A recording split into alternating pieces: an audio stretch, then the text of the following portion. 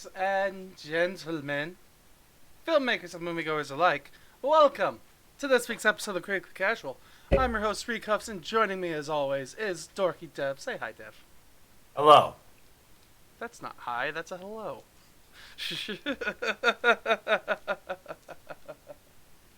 How are you doing today, Dev? Doing alright, how about you? Doing alright. It was a nice day of watching a lot of movies because I procrastinated.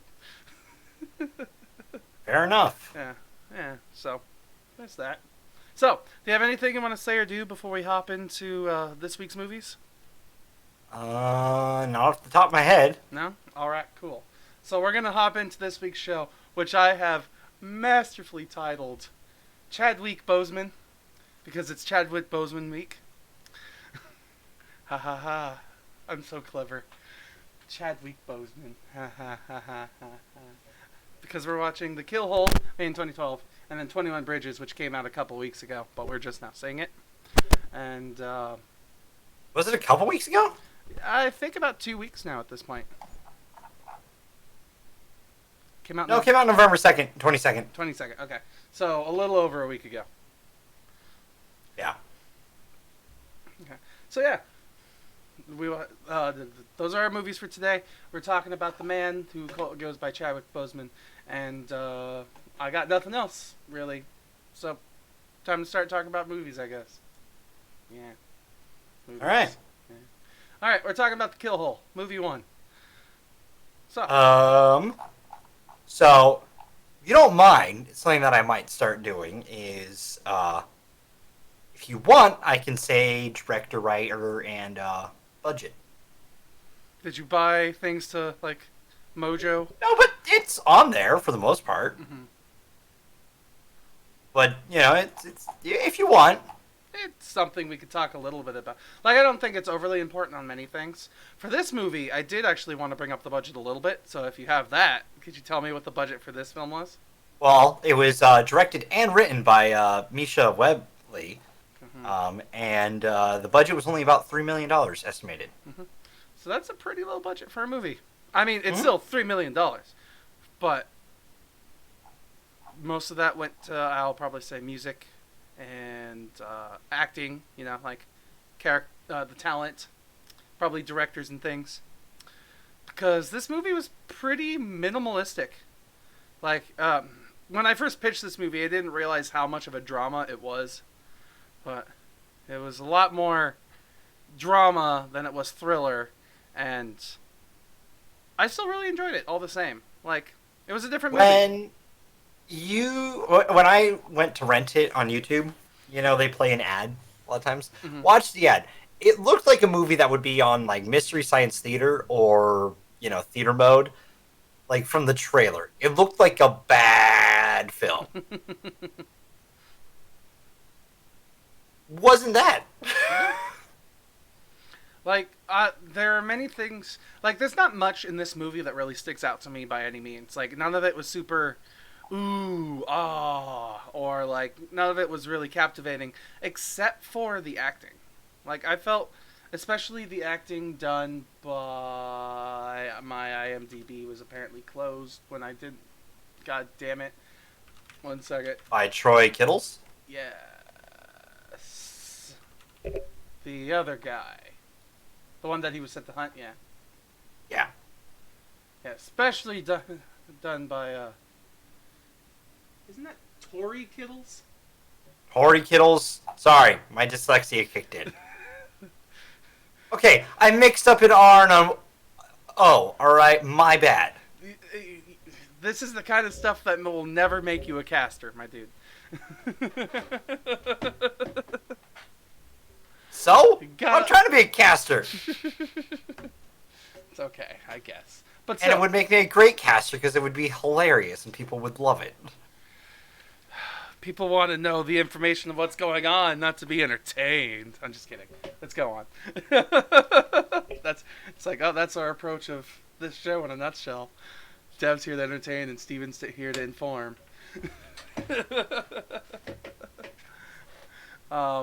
So yes, Tory Kittles, one of the best parts of this movie to me for sure. Chadwick Boseman, probably say a very close second. But all in all, with this movie, it didn't nothing really stuck out all that much. It was just a lot of B-roll, good amount of voiceover work, some moments of what could be considered tension, but it was mainly just a sit there and enjoy the acting kind of movie.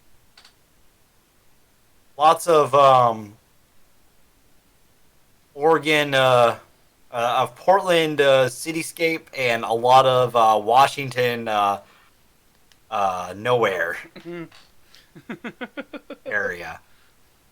Because the entire film, when it's not in Portland, and you can't really tell it's Portland unless you've been to Portland, and then you're like, that's Portland. Because Portland, not a huge skyscraper town. Fun fact. A lot of low buildings, a lot of flat buildings. But it's a big city, and you can tell it's a big city. You know what I mean? It's kind of weird. And as soon as I saw it, I'm like, that's a lot of flat buildings.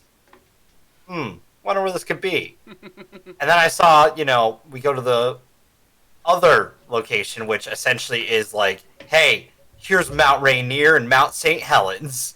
Look at these mountains. Look how pretty they are. Yeah. I was like, okay. So there's no real flat cities that I know of in Washington that would look like that besides Spokane. Okay. Spokane is 6 hours from that area, the mountain range. Portland, on the other hand, is in Oregon. So I was like, it could be Portland. Credits roll by. Thank you for this. Everything was filmed in the states of Oregon and Washington. I'm like, fucking knew it. I could probably find where all this film was shot. Yeah. So, yeah, that's something I have to give this movie credit for. It's very minimal, keeps locations simple, keeps everything simple. It's not real, and that's part of the downfall as well, too. It's just not much goes on in this whole movie. I could easily, after this movie was done, I easily sat there thinking, I bet this is a movie Dev almost fell asleep through. Go fuck yourself.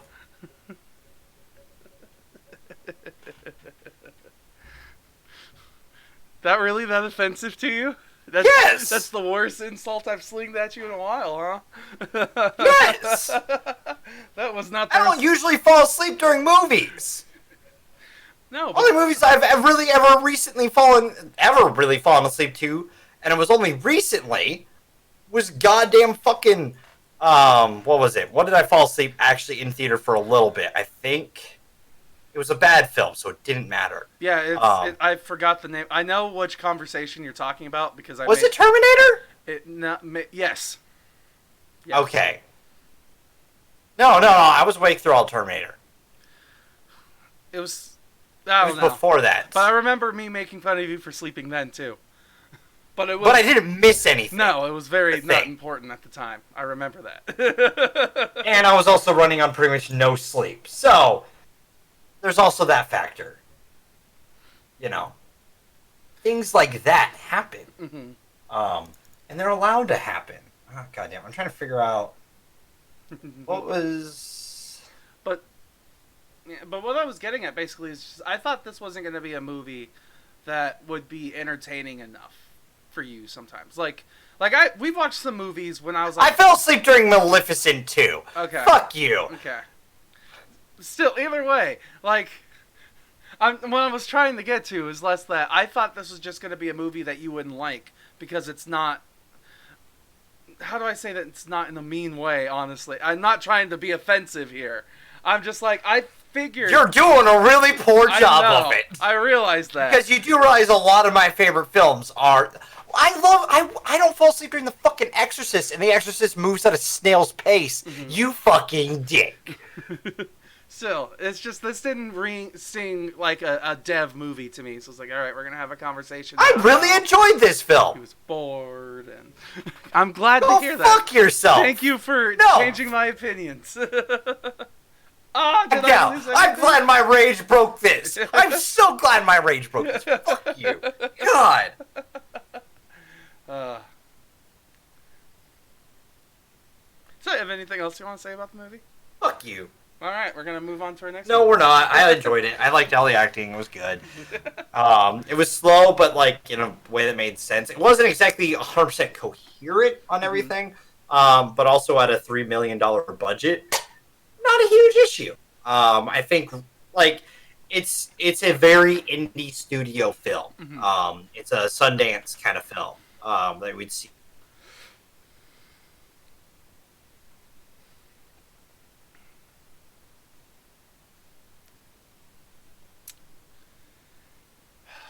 God, I hate things.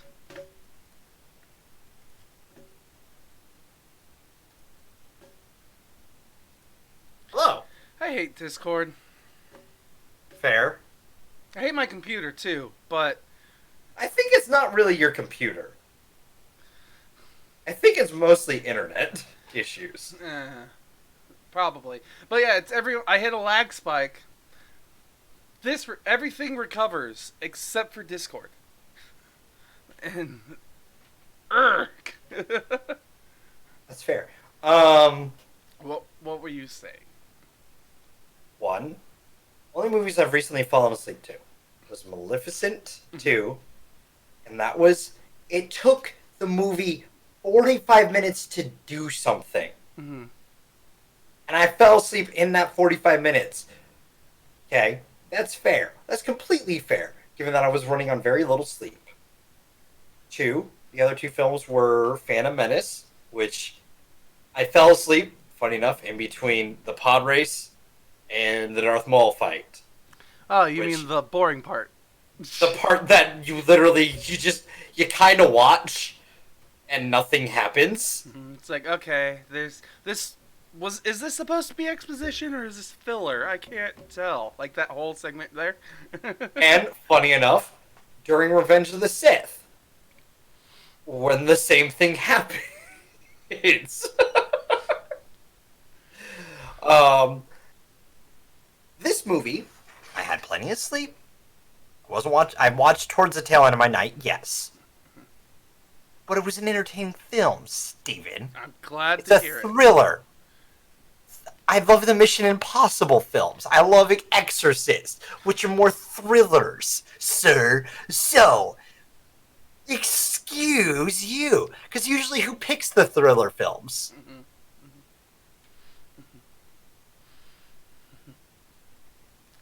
I mean, it's not like there's any other movies that we could pick other than thrillers lately, but... That's fair. Slim pickings out there right now. Really. Oof. It took me a moment to come up with a reply. I was like, give me a second. I noticed. But, well, I was like, it couldn't be an insult. It can't be an insult. Okay. I haven't thrown one insult at you besides fuck you, which doesn't really count as an insult. No, that's just your normal vocabulary. Yeah, pretty much. It's on a button. Fuck you! Like, come on. Yeah. Don't forget to change scenes before. Also, this video, if you're watching on YouTube, is for 13-plus-year-olds. If you're a child, get the fuck out of here. Yeah, this movie's rated PG-13. I should have a button. I should have a button for that. If you're a child, get the fuck out of here. But yeah, no, I enjoyed it. I liked seeing a young, not that it's much younger Chadwick Boseman, but, seeing, some earlier moments from his career as well. Because, he really... 42 was one of those films that really put him on the map. And then, funny enough, one of the films that I jokingly said we should do was Gods of Egypt, which he is in. You can guess who shot that one down. But who you're talking about? Yeah. I mean, I enjoyed it. Oh, you know. I was actually surprised to find out that he also has his own Netflix original movie too, which kind of wish we did that one instead. Yeah, why is that playing? I went to a website and that started playing. Fair enough. What was I looking for? That's right. Chaff. No. What was the movie he was in called?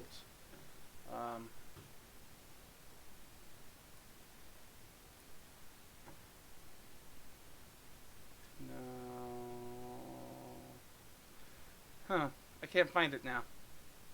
That's silly. I was just about to be like, yeah, he was in this. We could have watched that instead. And then now I can't find it. Of course. Oh, well. Yeah, it'll be, I enjoyed it. It was good. Not great, but like, again, I look at it also from a budgetary standpoint. There's not a lot in film you can do, especially, 2012? That was the year Avengers came out. And that's kind of, you look back on it, still a good movie. A little bit of a clunky mess, but still a good movie. Avengers? Yeah, the original Avengers. The very first one. Still a good movie. A little bit clunky at times. Yeah, but also their characters were still early in their development, so. Mm-hmm. You'll always defend Marvel, so. Yeah, and? Can't say anything without you having to defend it, but it's okay. Hey, listen. Your whole no original ideas bullshit is bullshit. Mm-hmm. Okay? Because there are no original ideas, man. No. I mean, I've heard that saying that every original idea has already been taken. And I've also heard a saying that's, what was the word? Talented people borrow ideas. Successful people steal ideas. So you take ideas from others to make your movies better. Or your books better. So, Well, also, did you watch the latest Film Theory? The latest Film Theory... It's a Rick and Morty episode. No. You watch Rick and Morty? I haven't seen the newest season yet, so I haven't watched that episode of Game Theory, but... Well, when you watch that Film Theory episode, you'll understand why I actually can respect the idea that there is no original ideas. There's original takes. Mm-hmm. That's the concept. Yeah. And, I mean, you could just brainstorm for a little while, and eventually you might figure out something that's original. Like, who knows? Like, theoretically, you think about it, the monsters in The Shining, or the antagonists in The Shining, I should say, are kind of original, you think about it, because they're kind of vampires, but they're kind of not vampires. But they're concepts from other concepts. Yes, exactly. That's the thing. Like, and... it talks about going off topic for just a second. Mm-hmm. The idea of something original is usually in your brain is when you pull things from other concepts that you've thought of, or that you remember. So your brain really is just like it stores things, mm-hmm. and then when you want to come up with something original, it takes things from different things and just kind of puts them together. Yeah. That's why, like, heist films are almost always the same. Mm-hmm. At least the same plot beats. We're going to go here, then we're going to plan this, then we're going to get the team together, then we're going over the plan, then something's going to go wrong, and then there's a car chase. Then Potential double cross. Yeah. Double cross is optional. Doesn't need to be in it. But then if you do have the double cross, that means you can have a sequel movie of the redemption story for that character. Yeah. Yeah. If they survive. I bet you that's not original. Because none of those ideas are original.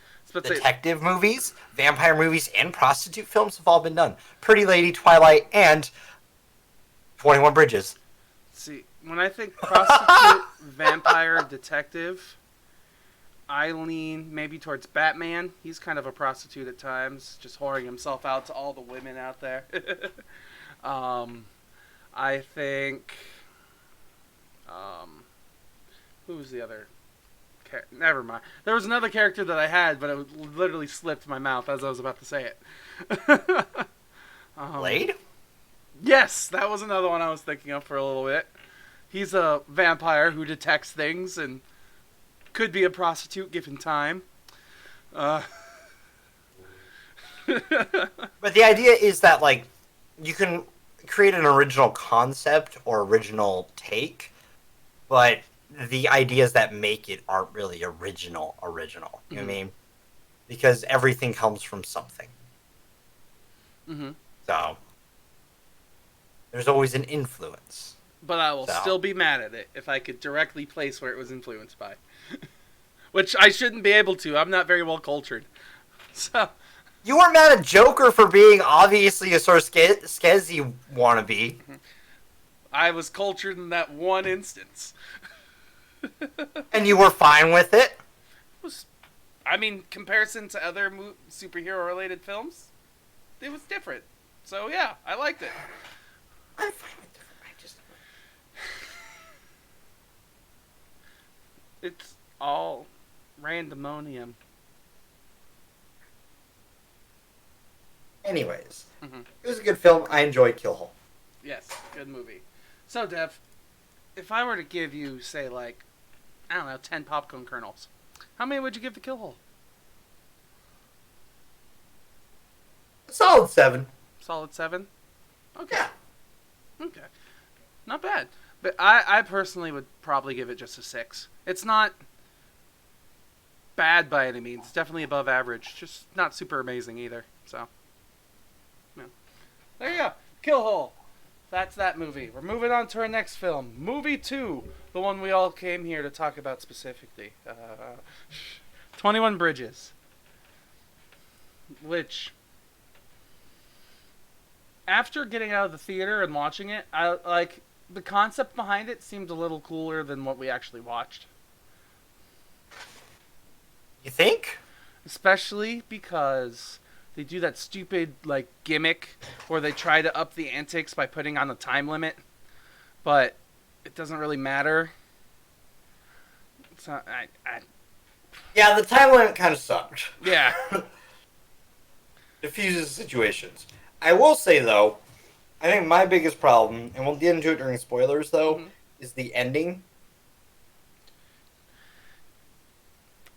I guess I could kind of see that. Did it feel a little out of left field to you, or? No. I saw that coming from miles away. Okay.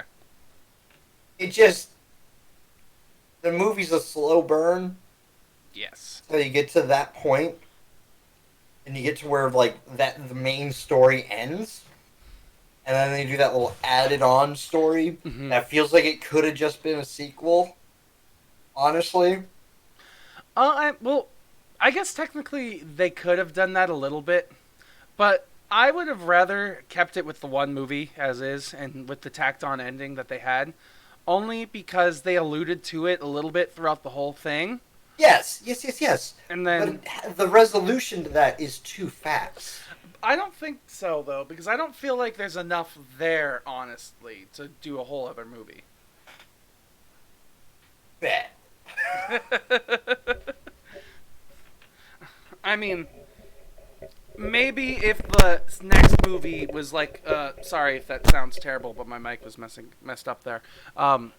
Maybe if the next movie that they were going to do was going to be like a John Wick action film where most of the movie was action sequences and then the leftover bits was plot development and progressing, then maybe that could have worked. But like, based on how we got this movie, I feel like they did more. They couldn't have, if they kept the same kind of style, they couldn't have been able to fill in a whole other hour and a half. Oh, I think they could have. Okay. Easily. Just a different plot. He's a detective. Because, yeah, this is a film directed by Brian Kirk, written by Adam Mervis, Matthew Michael, Carnahan, and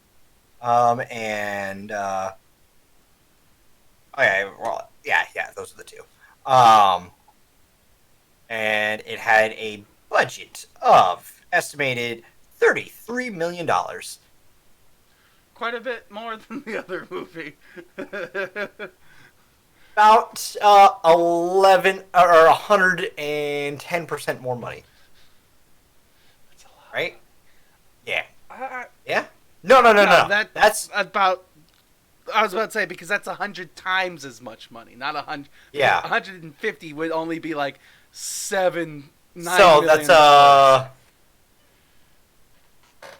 1,100% more budget. Something like that. Arizona math education. Yeah. It stars Chadwick Boseman, Serena Miller, J.K. Simmons, Stephen James, and Taylor Kitcher as our main five. Loved seeing he's not in the film pretty much at all, besides like 2 scenes. But seeing Keith David always makes me happy. Really? Yeah, dude, it's Keith David. He's got that low voice. He's great. He's amazing, man. He's awesome. I love Keith David. Sorry. I didn't realize he was in The Princess and the Frog. Yeah, dude. He's also the president in Rick and Morty. Oh, that I did know, actually. Really? No. It's actually kind of... Oh.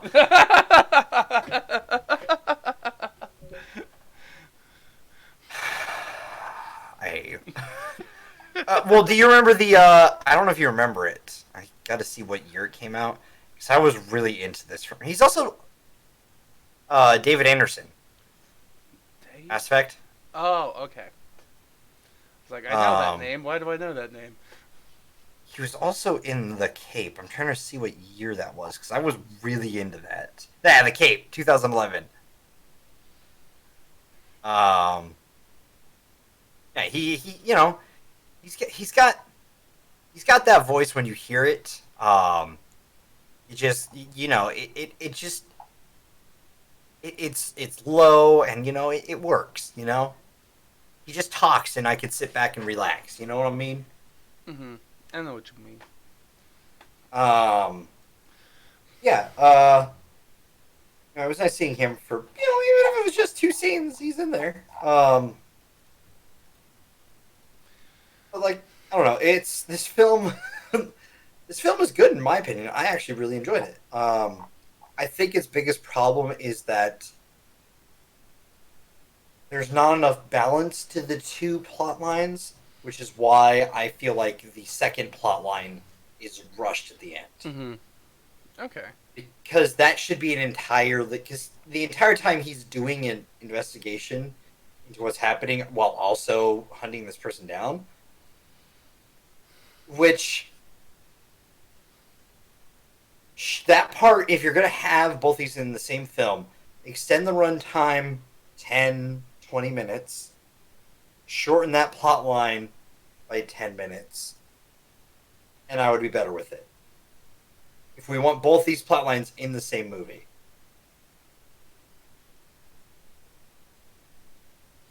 Sorry, the chasing's message caught my attention there. Yeah. Sometimes I agree with you, Chasing.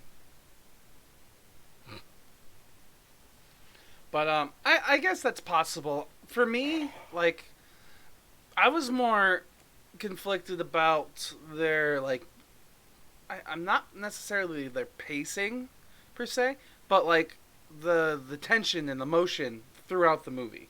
Like, how can I explain this? Like, there were moments when I wished like that they took a little bit more time to space out the drama that was happening, or or they spent too much time just dealing with one situation. Like, it Fair. once again, like, this movie was good for sure. I definitely enjoyed this movie a lot. I don't know. It kind of left me wanting more. Like, there was a lot of good parts of this movie, so I just wish there was more to it. And don't get me wrong, like, I guess what you said could work out, and maybe making a second film instead could also work out, and it would give us more of this movie. But I'm not 100% sure. It just, I guess I'm still kind of processing this film a little bit, because I literally just got back from the theaters to talk about the movie here. But, like... Fair. I guess for me, the problem I have with it is that, like, the underlying thing that you start connecting, Mm-hmm. right? I don't think it should have been resolved the way it was resolved. Just him kind of knowing exactly where to go and what to do. I mean, that part I'm okay with. Okay. Honestly, I can't really talk about until we get to spoilers. Yeah. How I feel about it. But like why I don't like how the ending works. And how I would personally have changed it a little bit, because it just, for me, after we get done with what is the majority of the film, Mm-hmm. the resolution doesn't really feel like a just resolution. Mm-hmm. Okay. I guess I could see that. Go ahead. I would almost feel that what is the climax of the film, Mm-hmm. the point that resolves the main plot, Mm-hmm. should almost be the end of Act 2. Instead of just the end of the film, basically. Yeah, and then Act 3 should have been a more drawn out, like, not shootout, but like almost investigation and figuring things out scene Mm-hmm. for the third act. I could kind of see that, especially because now that I think about it, a lot of my more favorite scenes and my more favorite moments of this movie were like when we got to be with our not Chadwick and his partner, but the other two that we are with sometimes. Yeah. Like I'm gonna say Ray and Michael. Yeah, Ray and Michael. Whenever we're with them, those are my favorite moments of the movie. Like, Which, by the way, seeing Taylor Kitschitz, who is from Wolverine Origins fame as a Gambit, and he was also in John Carter. Yeah, that's it. There it is, John Carter, which was such a monetarily. I was thinking about Battleship. I didn't see Battleship. Good. Was he in Battleship? He was the main character in Battleship. Oh my god! I feel bad for him because he's not a bad actor. But he Shit! Kind of whoever his. Oh man, all three agent films is- we talked about, like John Carter wasn't a bad film. It just hugely bloated budget issue, and was never going to redeem itself with the plot that it was.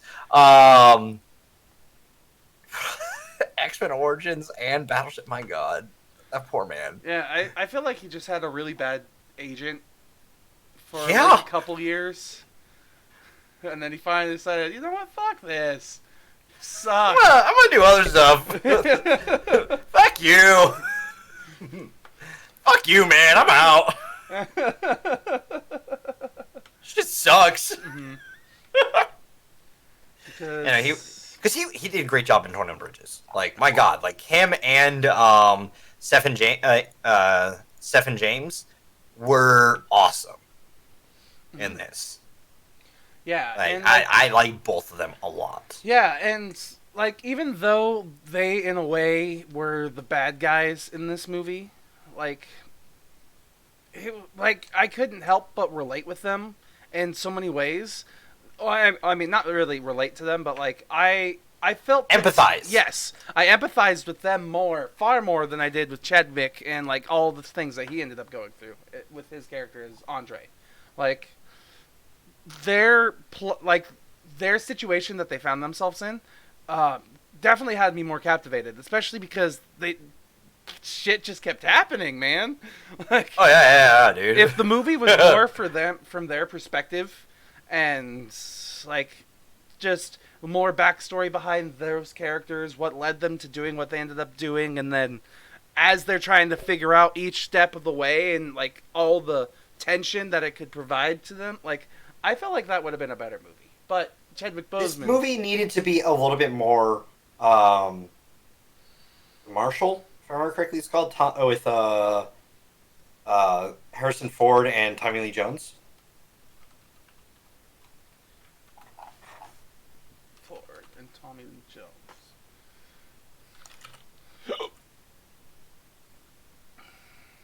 Fugitive. There we go. Okay, I was like, I don't see a Marshall. Fugitive. I think the sequel's called The Marshal or something like that, because Tommy Lee Jones plays Marshall. Man on the Run, action thriller, The Fugitive. Yeah, U.S. Marshal. It's the sequel. I was right. See, I knows things. I knows things. But like it needed to be more like that because the main character in The Fugitive is Harrison Ford, and same with the Marshal. It's what's his goddamn name? Wesley Snipes. Both those films, Tommy Lee Jones is a U.S. Marshal who's chasing after these guys because they are criminals. Mm-hmm. While these two characters are also revealing the real plot that someone else was behind the crimes that they were convicted of. Mm-hmm. So, I could see that working better too. You know, that's not exactly what I'm going for, but that could work better as well. You know what movie this has me thinking of more?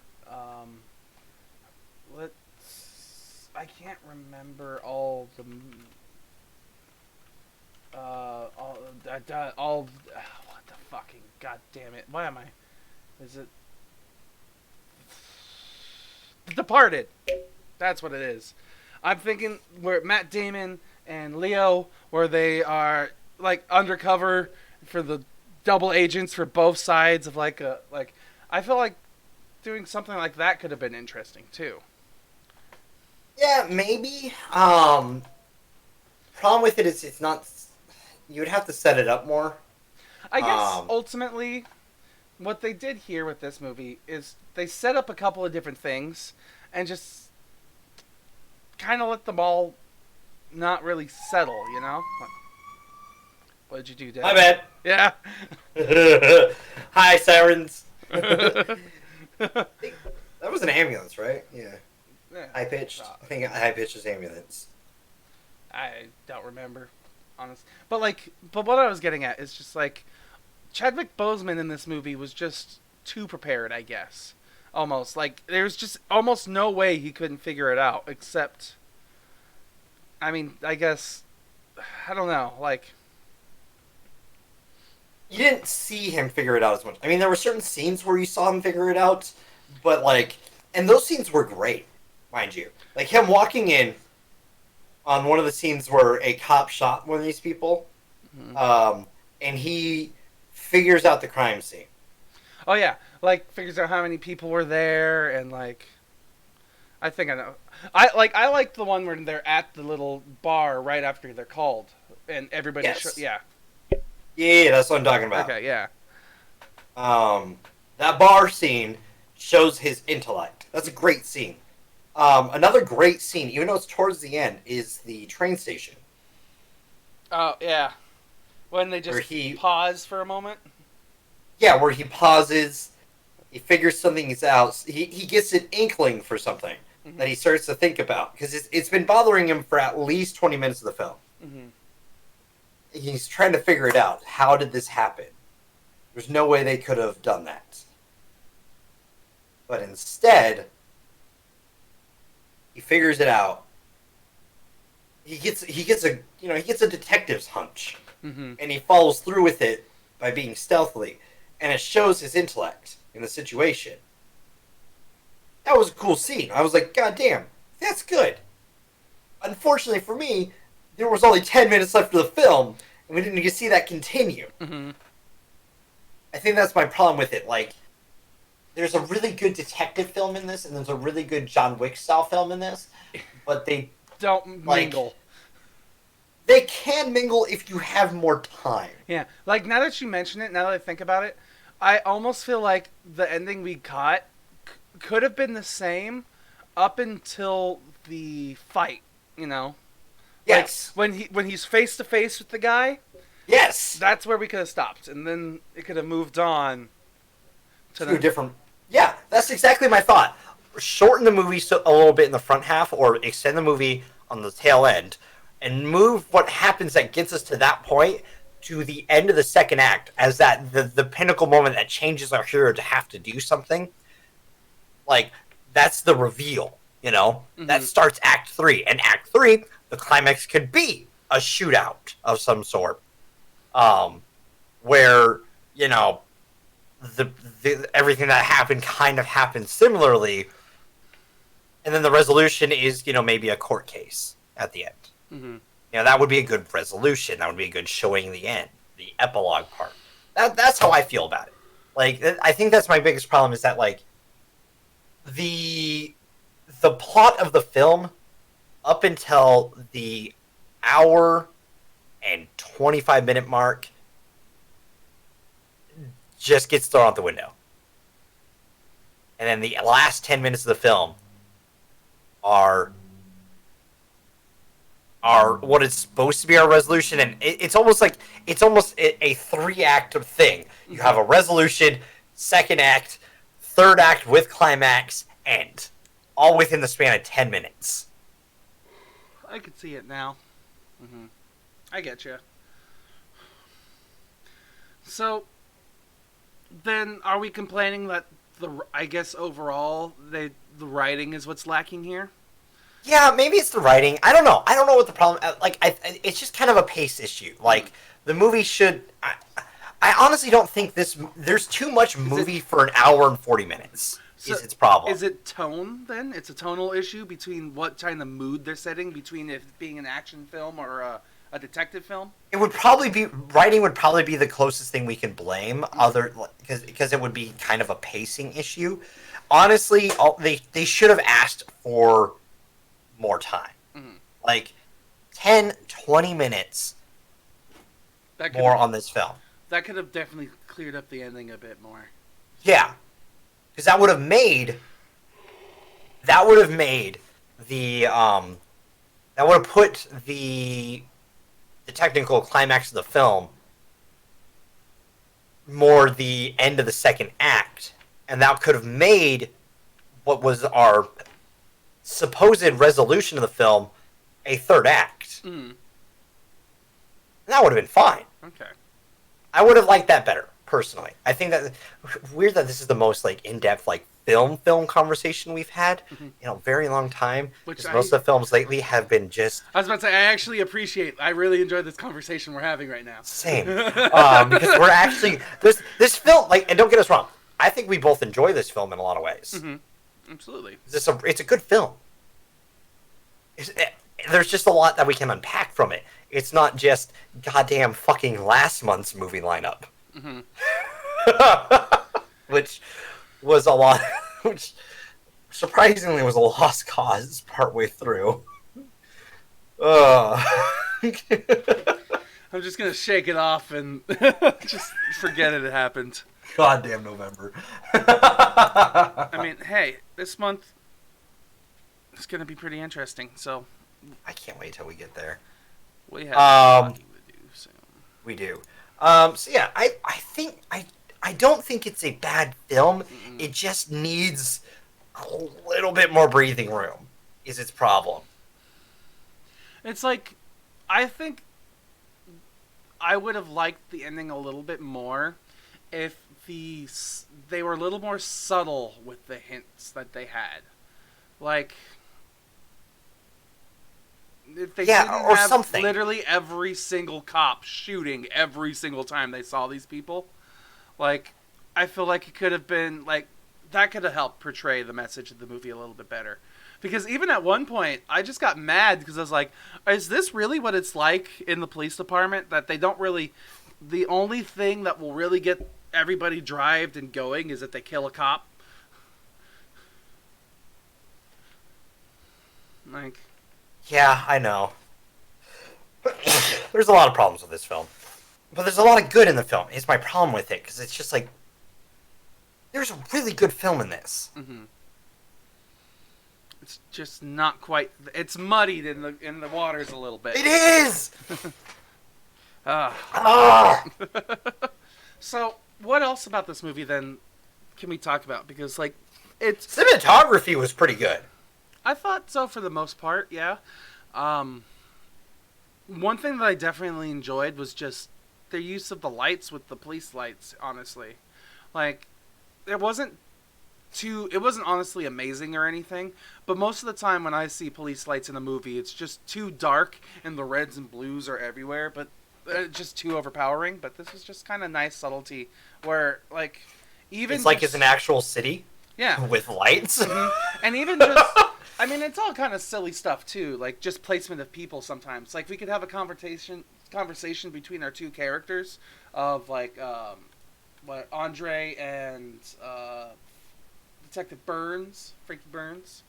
Like just when they talk to each other, like a lot of the times Burns has like she's completely lit up, her face is completely shown, like she's content and just knows what she's trying to do, while Andre is often in shadow as he's contemplating what he's trying to figure out and things. And normally those are normally light and shadow are used for like good and bad, but it's not in this movie. It's more used which for is kind of cool. Thought, yeah.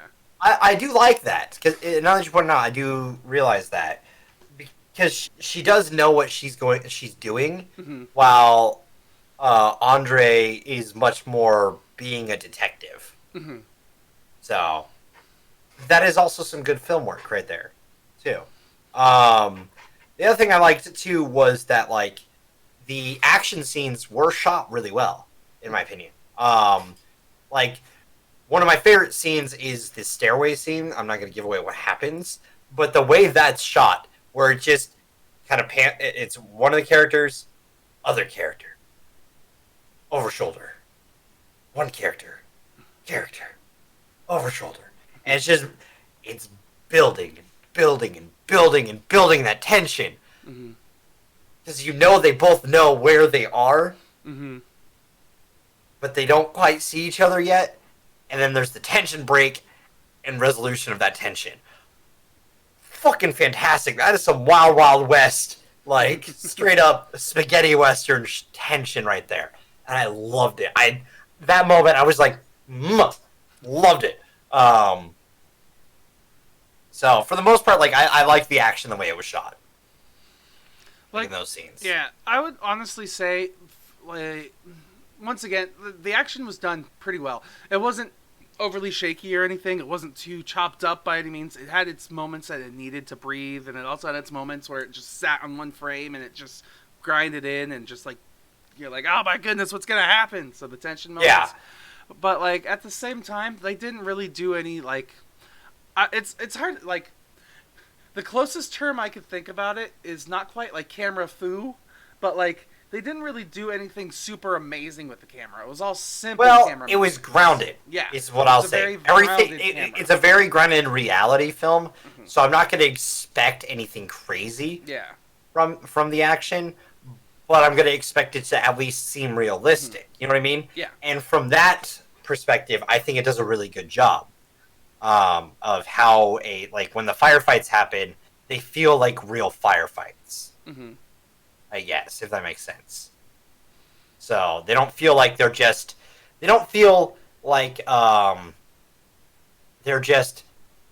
shoot cut.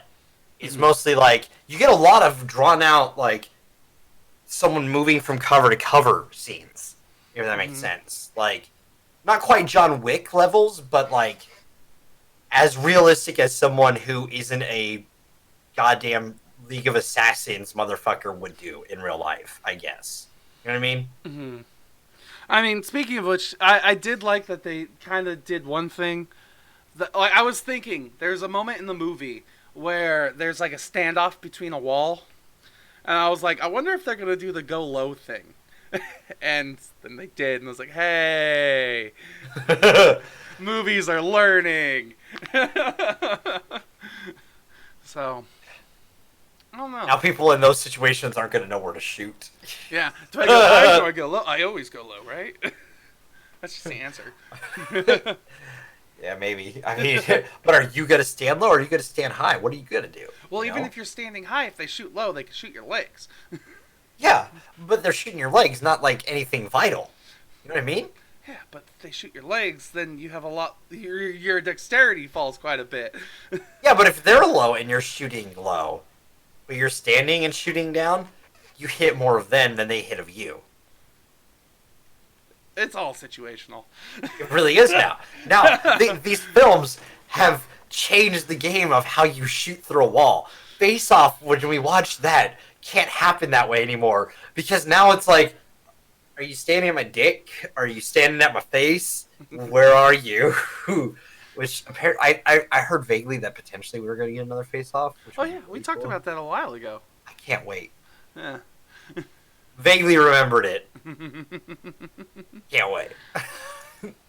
But yeah, no. This movie just, I don't know.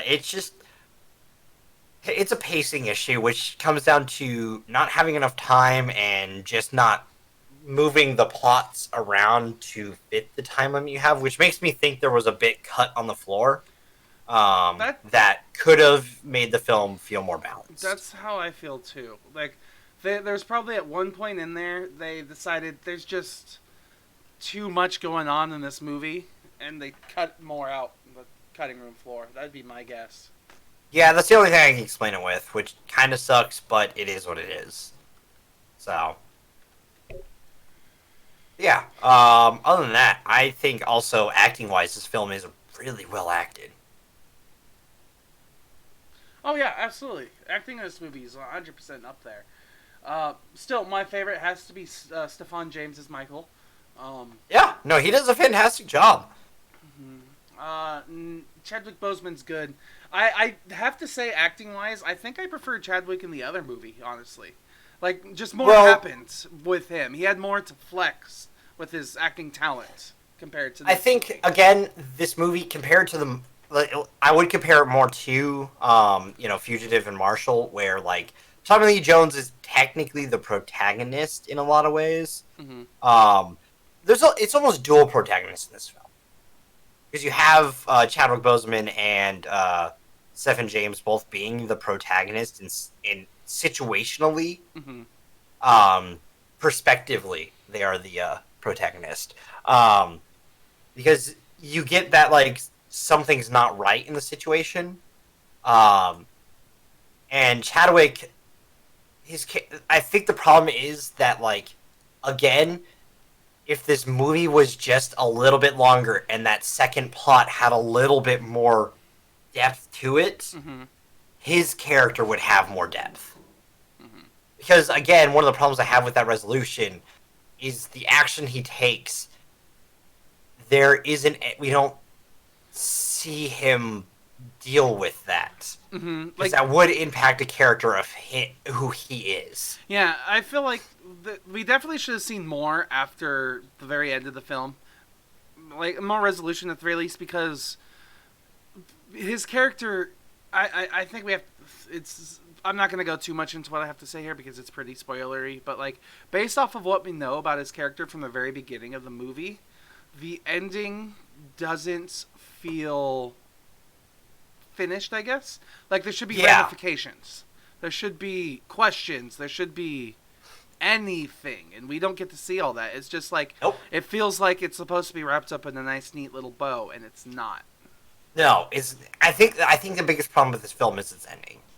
Okay. That's where most of its problems come from.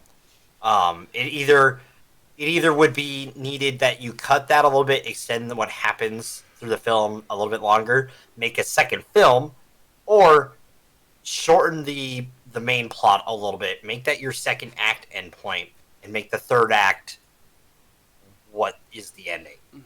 I don't really like that idea, because then we'd probably cut out more of Stefan's parts. So yes, in turn we would have to do that. So in all honesty, this film should have been, 21 bridges and 22 bridges. No. I know I have a title for it, but it's a little spoilery. So, but I have a title for the other one. What you would call the sequel? Yes. So, other than that, I'm going to give you 10 popcorns. Okay, Dev.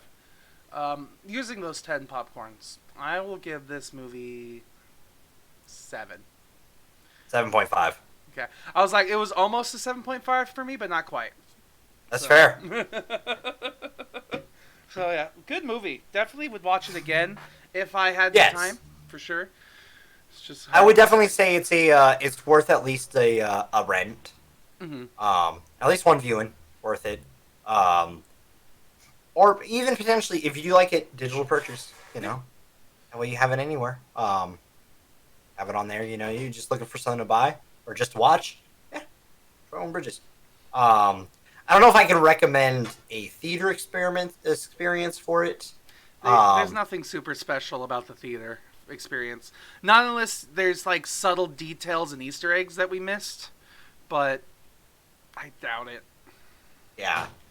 Other than that, though, I do enjoy it, and I think that there just needs to be a little bit more. Okay.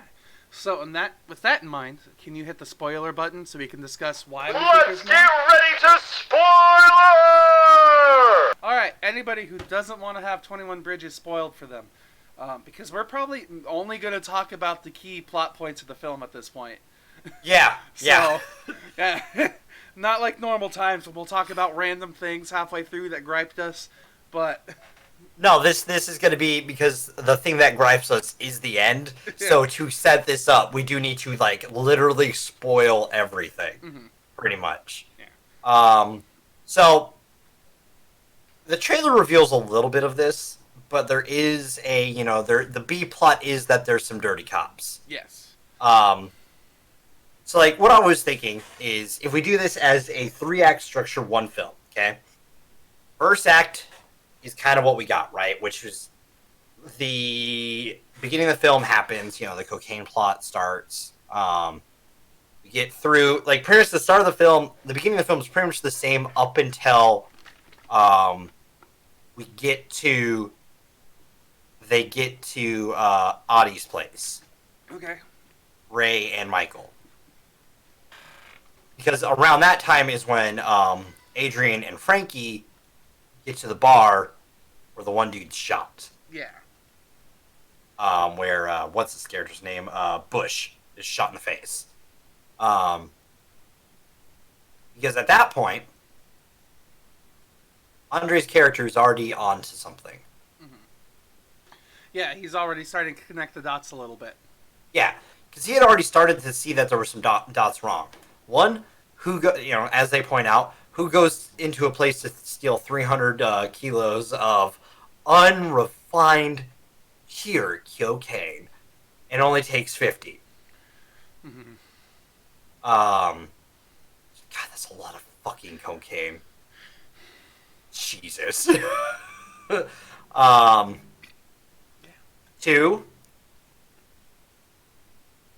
like, response. He asks certain questions that, like, he might be a little onto the cops thing, but he's not. He has nothing that he can go off of yet. He's just asking those questions because also gives him an understanding of the situation. So we get to that scene. Right then and there, he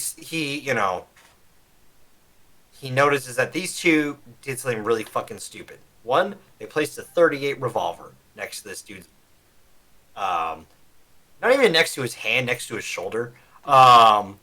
Really poor placement. Like, if you're gonna place a gun, if you're gonna try to, place evidence, do it better. Come on. And especially don't use your goddamn fucking leg holster revolver. That is obviously empty now. Where'd that go? Mm-hmm. Especially a .38, because as most people honestly know, if it's a revolver and it's a .38, odds are it's a cop's. Okay, so he figures that out, which I'm fine with. That makes sense. But it also, when you think about it, think about this cleverly. Like, what about when J.K. Simmons... Thanks, Buffy. Yeah, we miss thank you. Buffy. Like, think about the moment where J.K. Simmons talks to the two guys that shot the dude, and he says, "I hope you two guys didn't mess this up." Wait. Did we get rated? Did we get rated? Or hosted? I don't see any alerts in chat. You have the... I do not see any alerts. Do you have Streamlabs up? No, I don't, because I'd have to sign in to Har and... Do you have the tab up for Streamlabs? Streamlabs tab. 'Cause I'm guessing you're signed in on Twitch on Har, right? I'm signed in on Twitch as me. Oh, alright, give me a second. Yeah, no. Thanks for the host, Buffy. Thank you! I was trying to figure it out because we don't have our... I was about to say, our system is difficult sometimes, so, like, only because I have to get permission to log in from you every single time I try to log in, even though I mark the remember this computer for 30 days. But as soon as you hit the sign out button, it's like, I'm not going to remember this computer for 30 days, you dumbass. Yeah. So, yeah, there we go. There it is. 2 minutes ago. All right, I have the feed up now. Sorry, guys. My bad. Thank you, everyone, for coming over from let's see, I'm going to move here, things by the way. around then. I'm going to put this here. There it is. Activity feed. I'll move that to a more viewable spot on the dashboard. There you go. Which I appreciate that is on the dashboard now. Because that used to not be a dashboard thing. That used to be, like, third party. Like, we had to use for that shit. God. Back in my day! Back in my day, all this shit used to happen. Okay, there we go. Off of Twitch! Yeah, so big problem with so this is where I both like this movie because it shows his intuition, his intellect, his ability to decipher a situation and understand what's happening. Problem is, it sets the seed for one of my favorite scenes later that doesn't get really resolution to. It just kind of jump starts the end. Mm-hmm. Because Frankie walks away to take a phone call. Yeah, the ye olden days of Twitch. The problem with this scene that I have is it sets that up, but it doesn't ever pay it off because she walks away from the phone call and he asks, IMS or what I can't remember what department it's called. LMSI. Thank you. He asked if they called. He's like, oh, no. She's like, no, it's the nanny. Because they do set up she's got a kid at home. Yeah. So nanny call makes sense, right? Mm-hmm.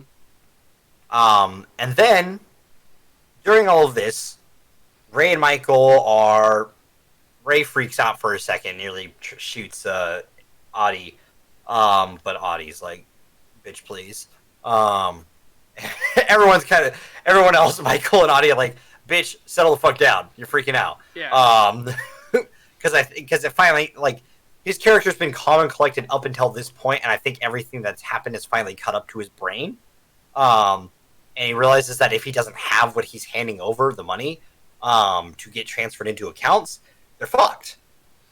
Like, that's it. From there, the fence, his place gets knock, motherfucker. And that was a scene that I really enjoyed, actually. It's good. Yeah. Yes. Like, the one thing I would have changed about that is not have him be able to see through the peephole. Like, and when he gets his eye blown off, and when he, like, all we hear is boom, boom, boom, and then he walks up, and then it's like, who dares try to, and then he just gets shot out of nowhere, and we don't know it's the cops. I feel like that would have, like, we have a feeling that it's still the cops, of course. But, like... Yeah, the reason why you know it is because the battering ram, like, dents. Yeah. You know it's a battering ram that cops use, the way it's used, because it's a little chaotic. Yeah. It's not always hitting the same spot. It's making a little bit of a circle. Its general area is center on door. The reason why I don't think they should have shot beforehand is because the thing about a peephole is you can't tell if someone's near it if it doesn't black out. It's true. So there would still be light there, and you would just be shooting down in the hallway and just giving yourself up a little bit. But it would have been cooler reveal for the movie. It's just we don't even know who it is. But this movie's grounded in this movie is very grounded in reality. Yeah, I know. So as cool as it would be, wouldn't be realistic. But yeah, that scene almost I want to play out pretty much identical to what happens. Okay. Yes. What I want to start changing is when Andre and Frankie are driving, he starts to try to figure out, like, how did they get there so fast? Because he says this, he's repeated this like 3 times throughout the film, how did the cops but they don't really do anything with it. Mm-hmm. It's just something that's obviously on his mind. And I think it's something that's cut from the script or from the film. That that they had to either cut from script or cut from film, either or. Because obviously, if you want to build this up a little bit more, you have him ask that question, and Frankie's just like, I don't know, maybe they just got lucky, and plant the seed.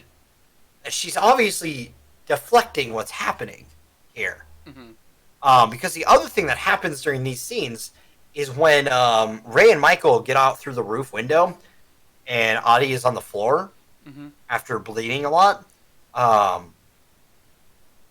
When the cops get into the room, off screen, you hear the gunshot, but you don't see it. You see one cop walk off, and you hear a pop. Yep. I like that. Oh, it was fantastic. I loved that. Mm-hmm. That was magnifique, in my opinion. The problem is it doesn't have anything else to do with the plot. Mm-hmm. It just happens. Because he was just... Audie, the character himself, very unneeded. Don't get me wrong. He was kind of needed a little bit so we can learn that the cops were corrupted. Yes. But in the whole scheme of the movie, he shows up... Just to give the flash drives. Yeah. He just gives Michael more to his plot. Mm-hmm. The thing is, to make this scene more relevant is when Andre and Frankie get there, have Andre sort of piecing together what he sees. Mm-hmm. Because, honestly, they made it very detailed that there was a blood trail from Audie being dragged from the hallway.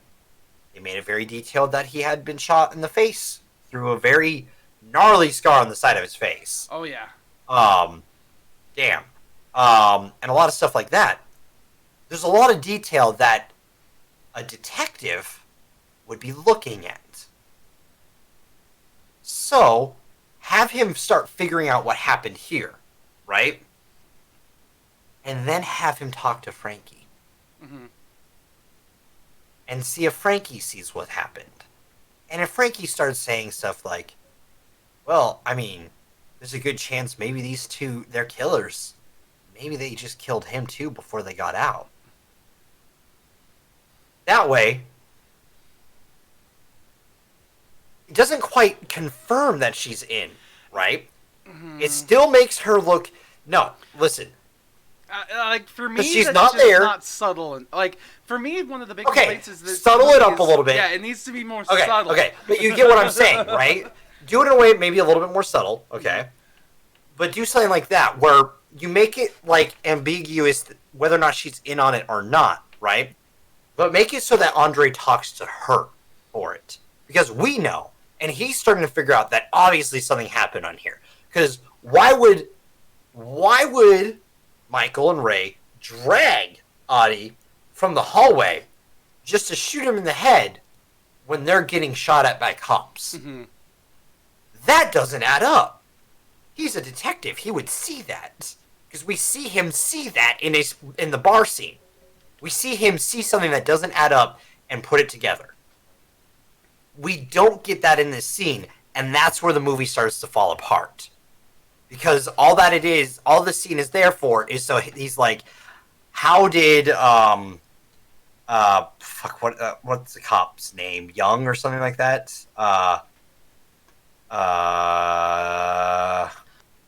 Kelly, Lieutenant Kelly. Okay. How did Kelly get there so fast? That's all we get from this scene, is that Andre's hooked on how did Kelly get there so fast. And maybe have him still repeat that line a couple times, but have us see him intellectually figure out the crime scene. Because he is a detective. Yeah.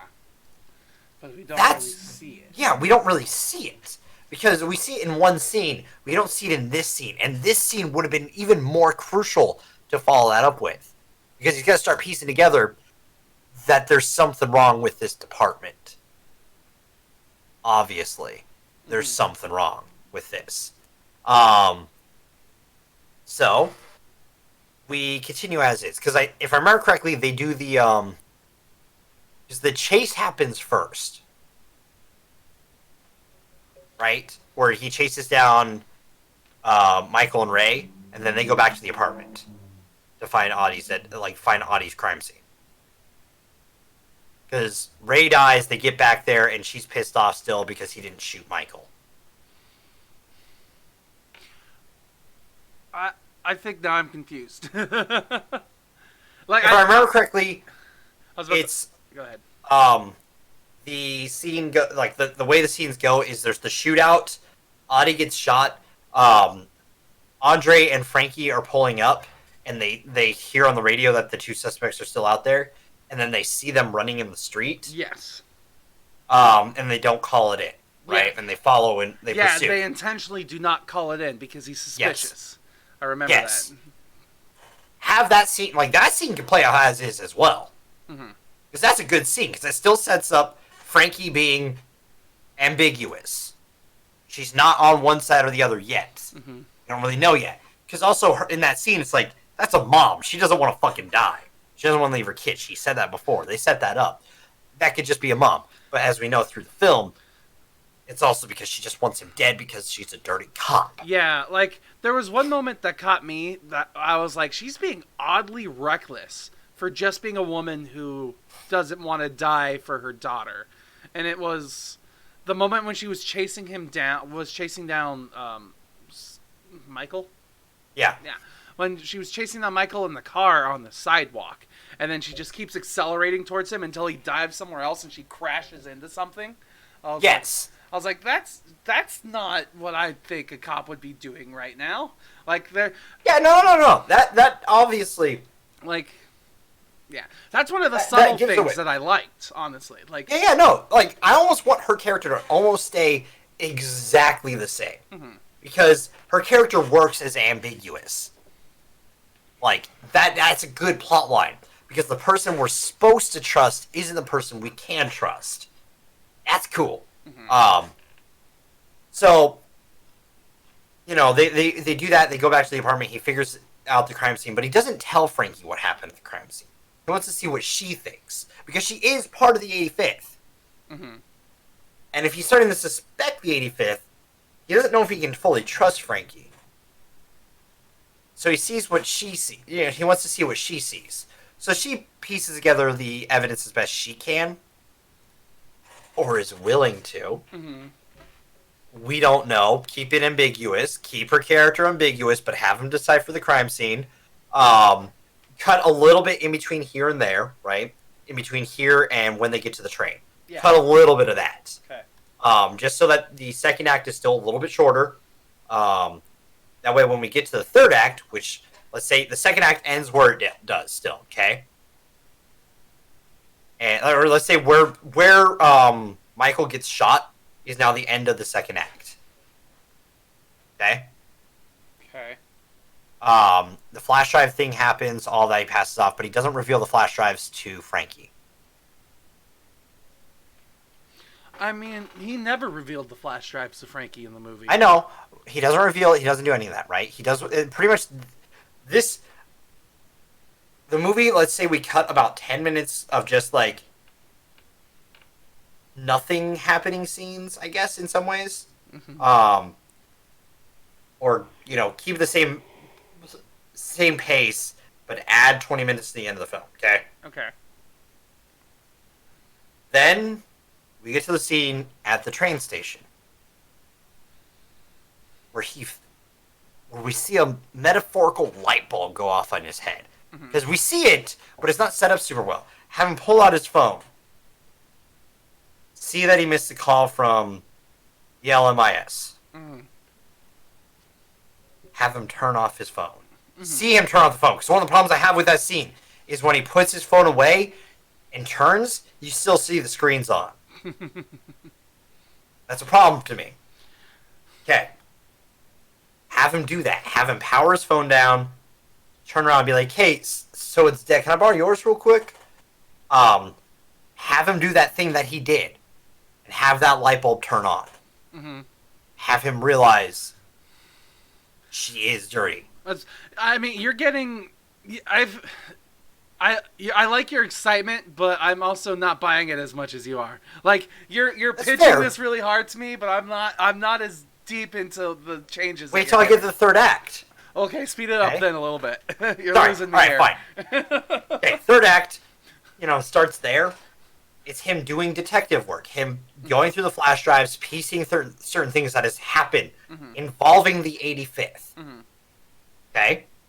and then piecing together that piecing the evidence from the flash drive to evidence that has happened out there in the world, and piecing it all together so he has it all like on file, ready to go. Then have the encounter with J.K. Simmons. Okay, because that is a good fucking scene. Yeah. That or what you could do, hear me out, is have that scene where it is, but don't have the shootout there. I don't even want the shootout, in all honesty. That's fair. We don't need the shootout either. I like that scene where they're both in that kitchen just talking. Mm-hmm. It's a fantastic scene. Yeah, that's one of the also one of the reasons. Like, the shootout itself is one of the complaints I have for this movie. I didn't bring it up really because it's kind of spoilery, but it is. The sheer fact that like all that was happening is J.K. Simmons' character walks into his home, talking on the phone, says, "Go ahead and show up," but Andre is already there and stuff. But then less than 5 minutes later, all of the dirty cops that are important to the film show up at this guy's house at the same exact time. Yeah, that is a problem to me because they don't set that up at all. Mm-hmm. Like it, you know, obviously he's talking to Frankie on the phone. Yeah. But like, it's not really set up well. Yeah, and then all them getting there within 5 minutes. Mm-hmm. Then the gunfight happens, and then the movie resolves, or then the movie ends. Technically, it doesn't really resolve for me because the resolution I want to know is like the very beginning of the film. And we'll get back to your thing real fast. Sorry, Dev. Yeah, that's fine. No, you're good. Yeah, like the very beginning of the film. It's him talking to IA, Internal Affairs, about how he keeps killing people, and he shouldn't be killing as many people as he's killing. But then at the very end of the film, he personally kills 4 cops with no explanation. Yeah, it's 4. Yeah, you're right.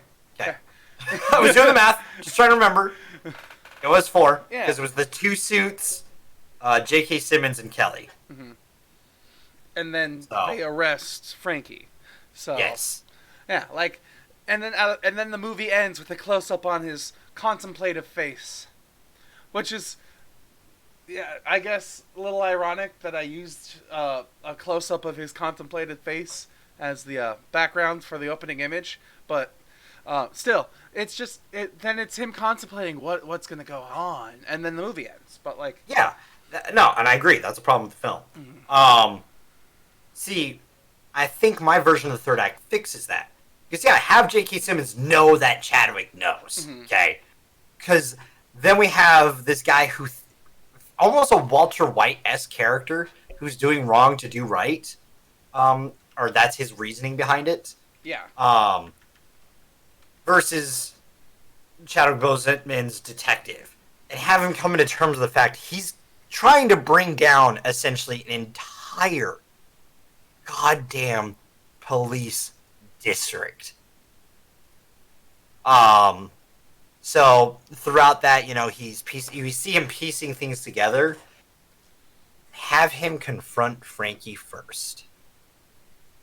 Have him talk to her and be like, "Hey, I'm going to bring this all in. This is going to IA. It's gonna or not even IA. It's gonna go to, you know, someone in wherever he would report that. I don't know if it would be an internals affair thing that he would report it to first. I don't know who he would report it to first. Would it be DA? I don't know. He would report it though. He's like, yeah, I'm going through with this. Come clean now. Help me do this, and I will make sure that you don't get a sentence. Because repeat the line that she fed him towards the beginning. No daughter should have to go on without their mother. If she feeds that line to him, feed that line right back. Have there be a moment. Let's say this is when the shootout happens, because J.K. Simmons realizes that like there's a good chance Andre's gonna have enough to go public. So he calls Kelly and the other 2 guys. He's like, "Hey, we got to get him now. Like we're all going in. Have Frankie out of this Frankie out of this confrontation. Have a shootout of some sort happen, and almost have Andre on his back feet. You know, cornered. Probably not going to make it out of this. And then all of a sudden, you see some sirens. And Frankie rolls up with actual cops and arrests all of them. Not a whole bunch of cop deaths. Maybe some of them are wounded. Maybe one dead. Kelly or one of the suits. But have it resolved like that. You know what I mean? Have it resolved almost by his intellect and him playing the field. You know what I mean? Have him flip Frankie for him. And then Frankie, you know, we see the resolution. You see, you know, like a newspaper 6 months later. We see Andre walk into a park. And, you know, Frankie's at the park. There's like a parole officer off in the background. We see a little ankle monitor. But she still gets to keep her kid and all that stuff. Hey, there's some fucking resolution to the film. I guess that's better. That's definitely I guess it's weird because that's better resolution, but I'm still torn on that ending too because like that's fair. I think it's a better ending than what we got. Possibly yes. Or my other alternative is that we just cut, like, let's have the conversation with J.K. Simmons, cut the film there, and then have the sequel against the 85th. Yeah, I would prefer that almost. And then we have to. Then I would love to see like, I prefer the conversation ends there, and then it's the next movie, a sequel if it happens, because thankfully they weren't just like baiting for a sequel. No, because then I'm okay with. Yeah, I would have been more mad honestly. Like this, I'm a little disappointed because the ending was kind of quick and wrapped up suddenly. But if it ended on a cliffhanger like that, where it's just like, well, you're gonna be looking back for the rest of your days. It's like, I'd rather look the devil in the eye, and then they just part ways, and that's that. Like, I would be kind of pissed off because then I'd be like, what's gonna happen?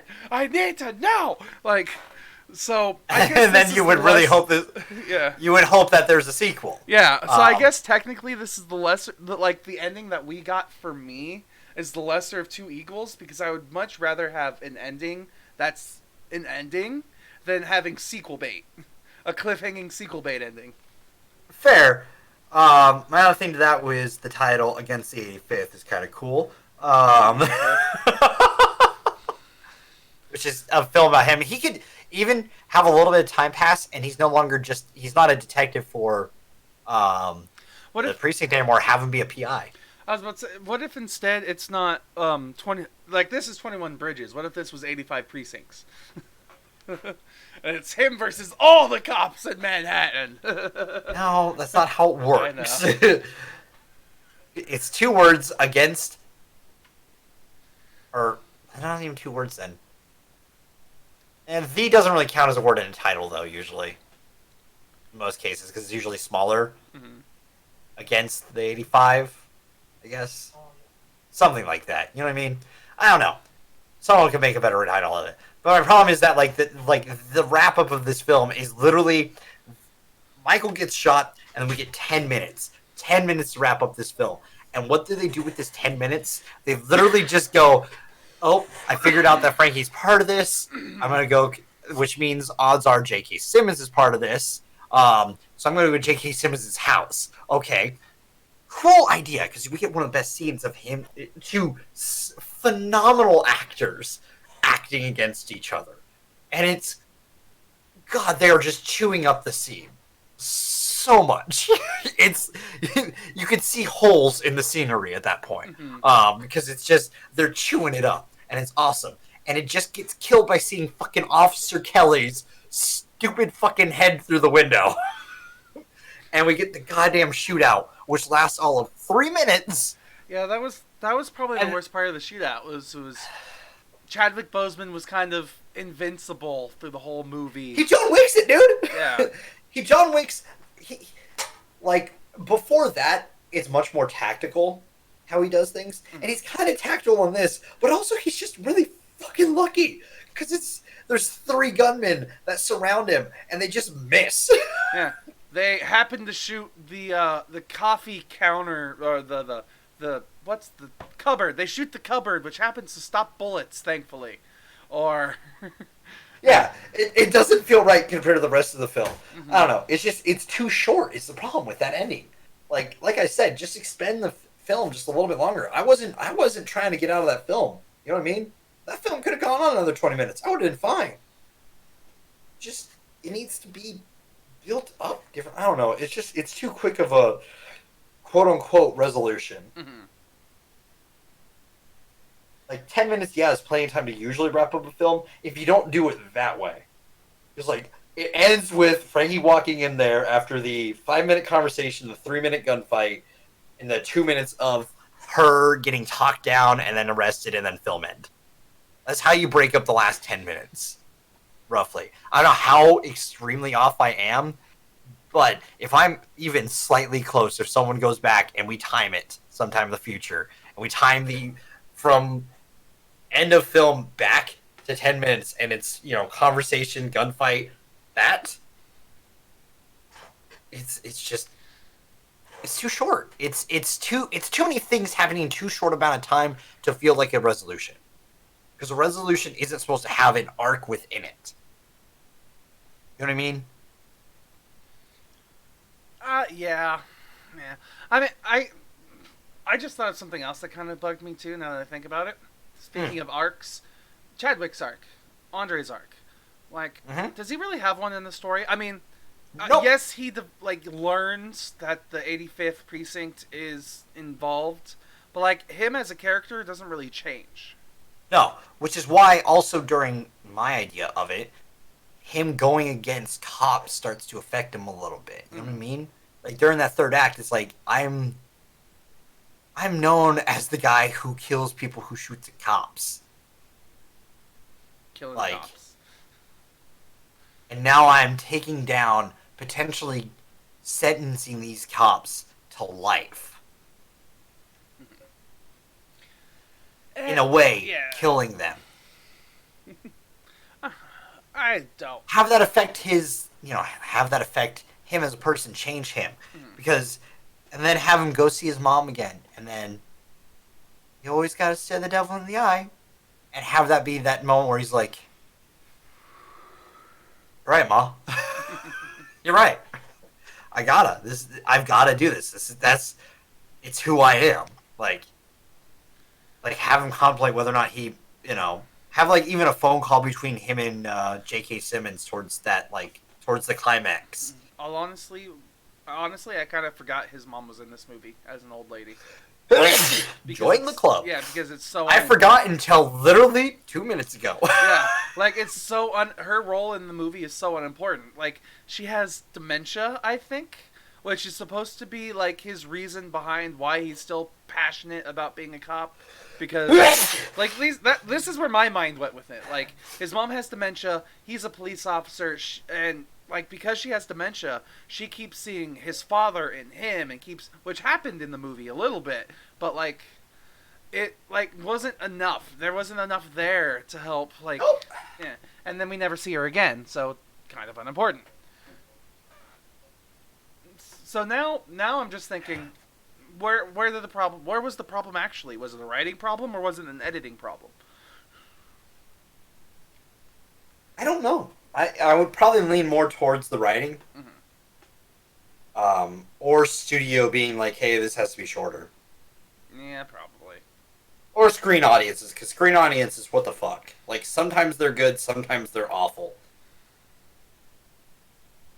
Or test audiences, sorry.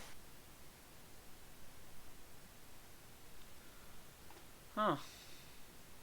Yeah. Sorry, I'm looking up random news things as well at the moment because I forgot to do that earlier. So. Fair enough. See, I'm trying to think. Is there anything else in this movie that needs to be spoiled, that's worth talking about? No, I think we kind of covered everything we really could, honestly. Yeah, it's I just. don't really think there's anything else. Yeah, it's just do better. That's basically all we gotta say. Do better. If you boil down this whole last hour that we had, do better. Do better? Do better. Okay. I guess. I think it's not a bad film. It just doesn't quite get what it needs to do. So, okay.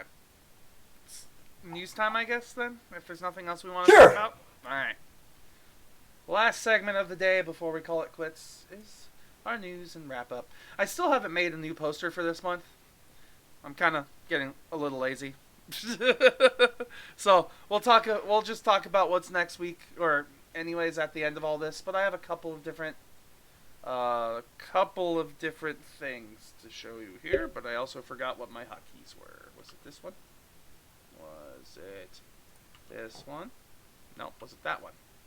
Yes, it was that one. So first thing I want to talk about.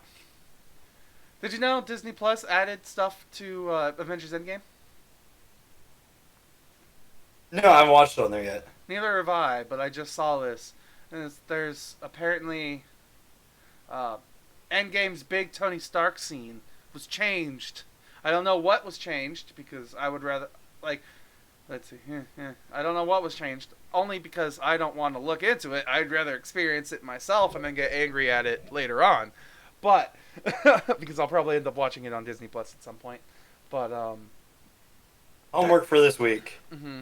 Yeah. 3-hour homework. Watch all of Avengers Endgame and see what they changed in this one scene. And then tell us how you think about the movie with that one change. Yeah. We'll do it too. Absolutely. At some point, probably. So there's that. But it also this had me thinking. There is I want to see if I can find it real fast, and I'm gonna keep up the window with the view window so everyone can see me typing this. There was a movie that Disney Plus censored. That was a documentary. That won a bunch of awards. Documentary censored. I just have to find it. Wow, my typing's terrible. There we go. Yeah, National Geographic, award-winning National Geographic documentary is censored on Disney Plus. Free Solo. It's an award-winning film that was shown in a bunch of places, all about this guy who lost his arm while rock climbing because he got stuck and he had to cut his own arm off to be able to get free. Is it the guy from the film that James Franco's movie? I believe so, yes. Yeah. Yeah. And they censored it.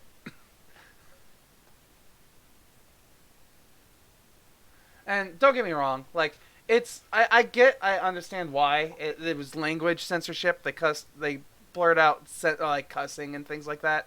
And it's Disney, which is a family-friendly show, a family-friendly thing, so cursing is a problem. But at the same time, I personally don't like censorship myself when it comes, especially if it's something that won an award based off of its presentation. Why would you change what the showing? I mean, it's very subtle, it's very minor, but it still bugs me. You can watch it elsewhere. That's true. That's true. You can watch the uncensored version elsewhere if you really want to. That's what I'll counter that with. Mm-hmm. Not to burst the bubble, but don't censor things. Stop changing things, McClunky. McClunky's not that big of a fucking deal.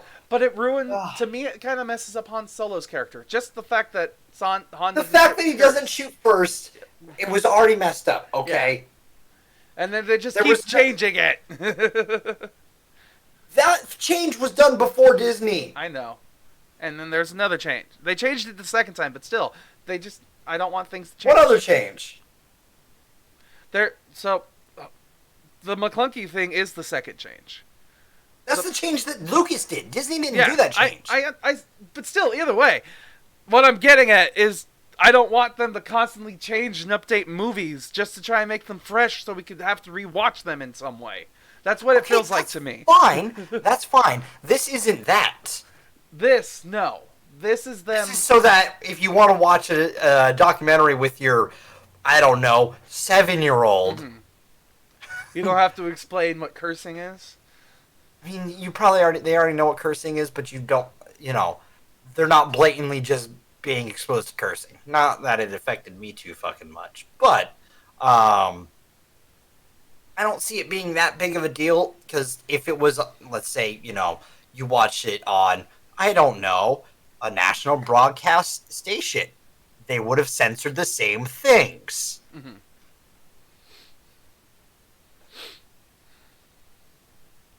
Depends. Just saying. It depends now, because What words were censored? mainly the word fuck. Okay, yeah, that would be censored the fuck out of. No, it wouldn't. Not honestly. On TV, yes. Depending on the station, maybe. But like some shows, honestly, get away with. I'm talking national broadcast. Mm-hmm. On what channels? Comedy Central does it all the time. There's They're not national broadcasts. Still, National. They're not national broadcast. National Geographic is not nationally broadcast. No. Okay. It's usually on extra plans. Okay. Like, well, either way, what I'm getting at here is, don't change a movie. That's all I want to say. I don't care if another thing would change it anyways. This isn't a national broadcast like the Disney Plus itself. No, but there's. I get it's a family-friendly service, but still, this is an award-winning film that you are changing for your own purposes. They censored snakes on a plane all the time. Yes, and I'm sick and tired of these Monday to Friday snakes, or what is it? Yeah. These mother freaking snakes on this Monday to Friday plane. Yeah, I get that. But that's not an award-winning film. Like, But there's a difference between award-winning films.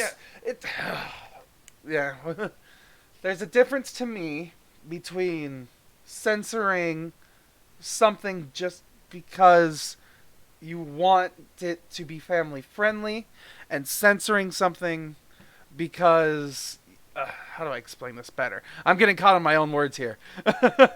Like,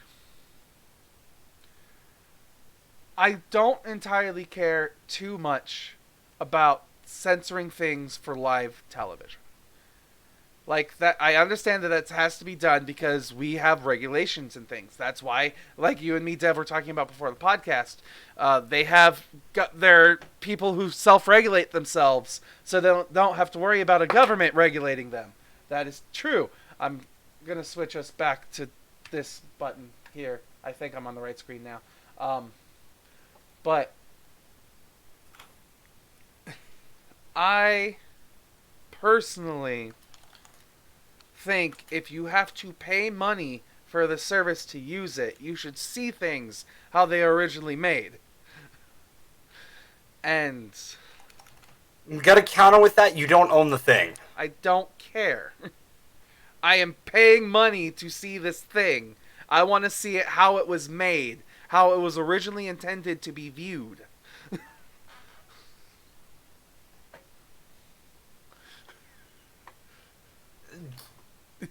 Right? I don't know. Right? Yeah. Play it to your card. I can't tell Yeah, you anything that you're not gonna already get pissed off at. Yeah, I know. They own National Geographic. They're allowed to do what they want with the properties that they own. If they want to censor it for this streaming service that they created themselves, who the fuck cares? It's their streaming service. They own it. Okay?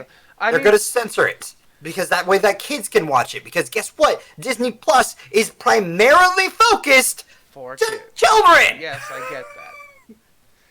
Which is an interesting thought if you think about it. How are children supposed to get Disney Plus? They're their parents. So you market it to the parents. Marketing it as a kid-friendly service for children. I get that, but still. Then they also have some darker shows, which some could consider The Mandalorian a darker show. Then there's all these other dark things, like all the National Geographic stuff where animals are killing each other, but they don't censor those. Because animal violence isn't bad, but language is bad. There's a difference. It's different. It's completely different. You're comparing a fucking orange to a goddamn cucumber. I was about to say, don't say apple, because those are fruits, and those can be compared.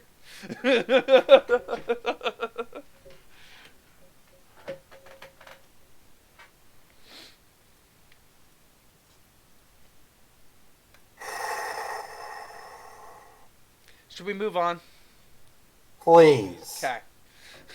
The next thing I want to talk about, since we're on Disney Plus, all of my news is basically Disney Plus related. We'll start with this one. You could sign up for Disney Plus today, and it'll save you $10 throughout the whole year. So if you haven't already signed up and you're still looking for it, sign up today. The offer is found here, whatever this offer is.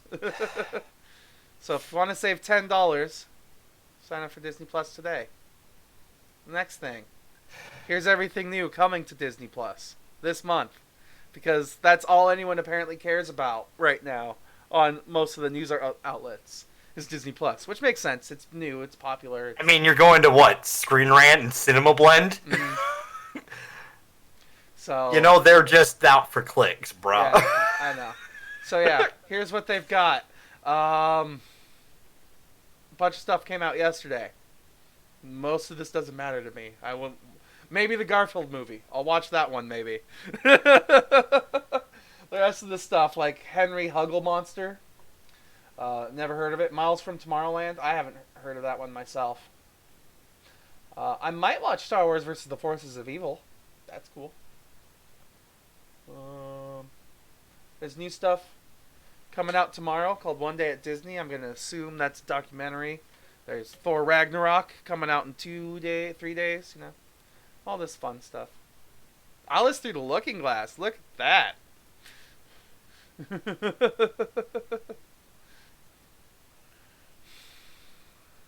Have you seen The World According to Jeff Goldblum yet? Not yet. It's a lot different than what I thought it was going to be, I'll be honest. Good or bad way? Good, honestly.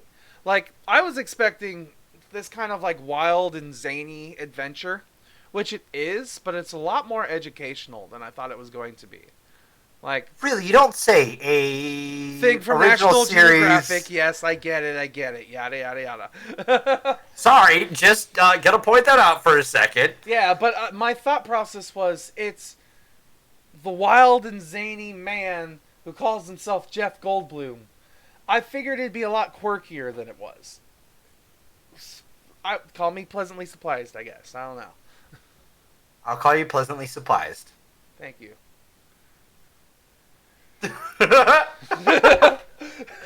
That's the end of that conversation.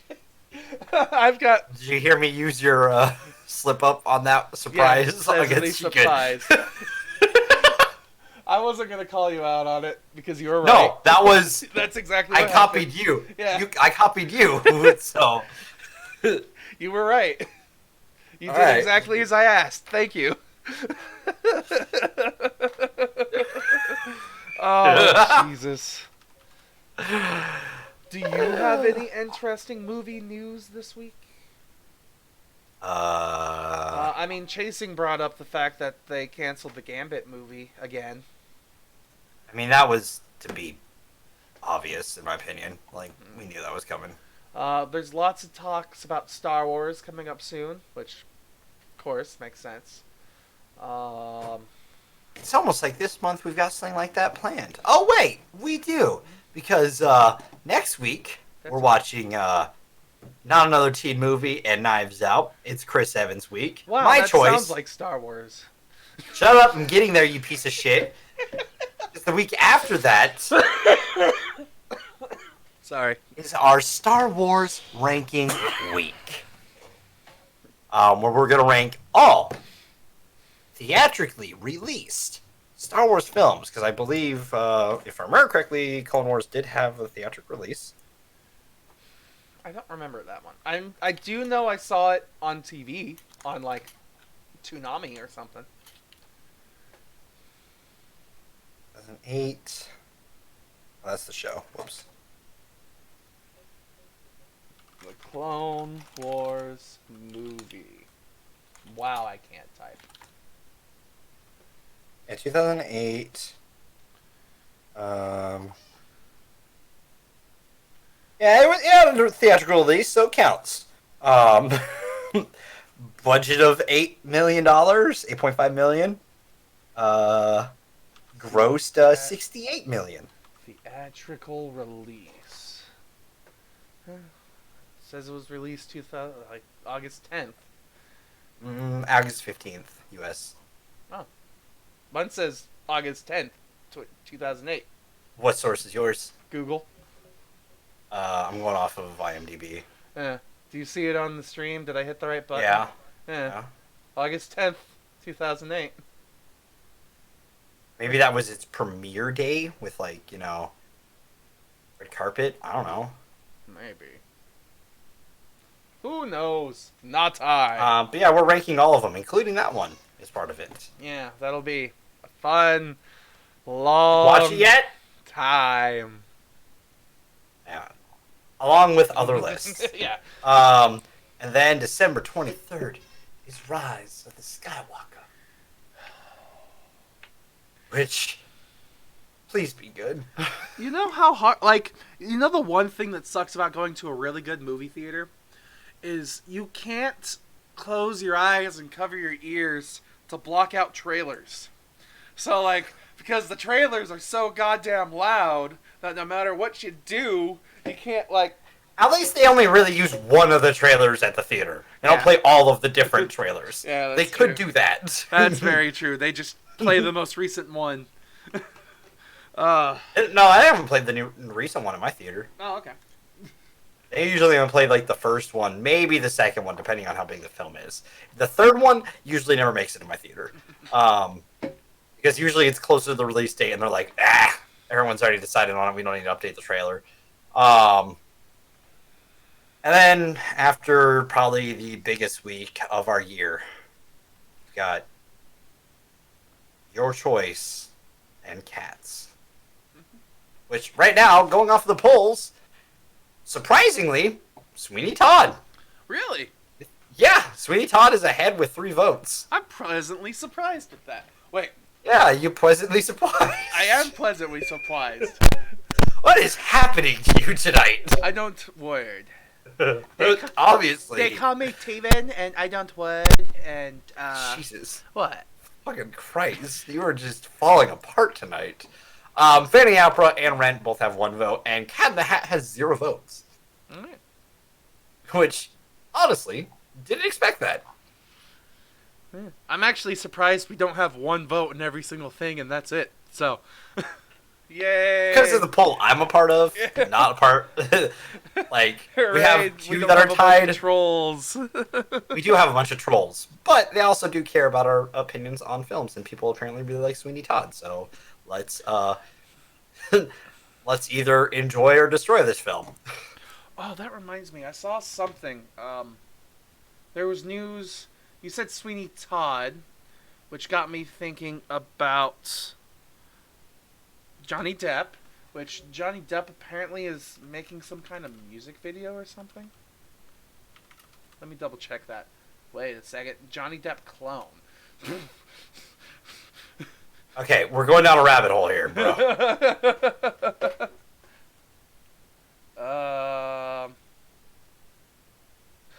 Johnny Depp is producing a Michael Jackson musical.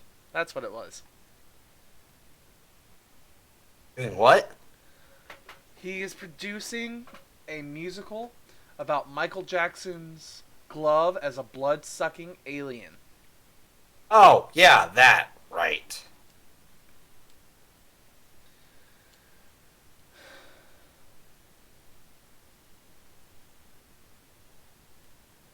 The quote that it has here on Cineblend is, I said, how's this? Everything Michael Jackson has been accused of has actually been caused by his glove, which is actually an alien from outer space and it feeds on virgin boy blood. They laughed and said, can you make me a normal version? And I said, no. Fair enough. So, yeah. Weird. There's that. There was also talks of Guardians of the Galaxy 3 going around because Vin Diesel has been talking about it and Karen Gillan has been talking about it so far. And they're just talking about mood and tone, and people are like, ooh, that sounds interesting. Fair enough. So yeah, there's your little brief glance of glamps of what the movies have to offer you today. I've got nothing else here. I got nothing, man. I've been bullshitting for the last little bit since I read off what we're doing for the rest of the month. All right then. So in that case, I guess we're done here. I guess so. So, thank you everybody for joining us on what could have been a much worse episode with a lot more yelling, but it was pretty tame. We had a very civilized discussion about Two films. Two films, yeah. And now after this, we're gonna argue about something. I don't know what. We'll figure it out. I already know what we're arguing about after. Something that doesn't matter to any of you guys. It matters to a conversation we started before this, and we're ending after this. So, thank you very much, everybody, for joining us today. If you liked what you saw, go ahead and hit the like button. Give us a follow. Oh, what has happened? Oh, there we go. It's gone. Sorry. Okay. So yeah, hit the Oh, like. wait, do you have your fan on? Oh, I think it popped. I think you're good. Talk? Hi. Okay, it popped back. I don't know what that was. Okay. Fucking. Yeah, give us a like, give us a follow. Help do all the things. We got YouTube, so you can ring that bell, do all the fun stuff. Subscribe. Follow us on Twitter, where you can see us going live and our every once in a while updates about all the cool stuff. Join us in Discord, where you can, submit things that we could talk about and give our opinions on and all that other cool stuff. Things! Yeah, things and stuff. Join us every day of the week except for Fridays and the weekends, where we have a show because we're cool like that. And No, it is like in the update video. If you did miss it, it is a little chaotic right now because holidays are chaos. yeah. Especially as a retail worker and a person who works at a retail store, but isn't a retail worker. Yeah, but this is also probably your busiest month. Fuck yes, it is. Have fun taking those Christmas photos. Smile. Yeah, that's my day every single day. Sucks for you. With that in mind, goodbye everybody. Enjoy your Christmas holiday, and we'll see you next week for not another teen movie and Knives Out. I can't wait for it. I can't either. I was a little nervous at first, but everyone seems to like that movie. So Yeah, dude. all right, bye everyone.